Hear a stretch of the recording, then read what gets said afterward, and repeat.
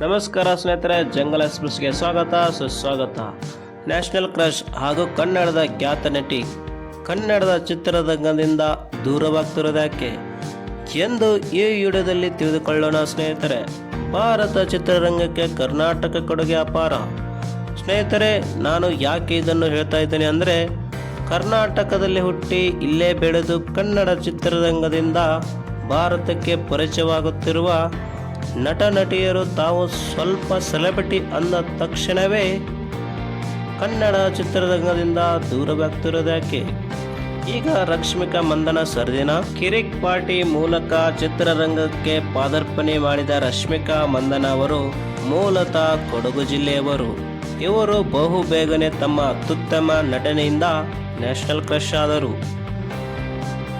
ರಶ್ಮಿಕಾ ಮಂದಣ್ಣ ಅವರು national crush ಆದ ಮೇಲೆ ಕನ್ನಡ ಚಿತ್ರರಂಗದ ಕನ್ನಡಿಗರನ್ನು ಮರೆತೇ ಬಿಟ್ಟರು. ಹೀಗೆ ಹೇಳಲು ಕಾರಣ ಅವರು ಪದೇ ಪದೇ ಮಾಡಿಕೊಳ್ಳುತ್ತಿರುವ ಸ್ಯಾಂಡಲ್ವುಡ್ ಮತ್ತು ಕನ್ನಡಕ್ಕೆ ಸಂಬಂಧಿಸಿದ ವಿವಾದಗಳು. ಇತ್ತೀಚೆಗೆ ತೆರೆ ಕಂಡ ಪ್ರಪಂಚಾದ್ಯಂತ ಸದ್ದು ಮಾಡಿದ ರಾಷ್ಟ್ರೀಯ ಪ್ರಶಸ್ತಿ ಪಡೆದ ಕಾಂತಾರ ಮೂವಿಯನ್ನು ನೀವು ವೀಕ್ಷಿಸಿದ್ದೀರಾ ಎಂದು ಪತ್ರಕರ್ತರು ಕೇಳಿದ ಪ್ರಶ್ನೆಗೆ ರಶ್ಮಿಕಾ ಮಂದಣ್ಣ ಅವರು ನನಗೆ ಸಮಯವಿಲ್ಲ ಎಂದು ಉಡಾಫೆ ಮಾತನ್ನು ಹೇಳಿದರು. ಇತ್ತೀಚೆಗೆ ತೆರೆ ಕಂಡ ಚಿತ್ರವೊಂದರ ಪ್ರಚಾರ ಸಂದರ್ಭದಲ್ಲಿ ಚಿತ್ರರಂಗಕ್ಕೆ ಬಂದ ದಿನಗಳ ಬಗ್ಗೆ ಪ್ರಶ್ನೆ ಕೇಳಿದ ಆ್ಯಂಕರ್ಗೆ ಟಾಂಟ್ ಮಾಡುವ ಮೂಲಕ ಉತ್ತರಿಸಿದರು.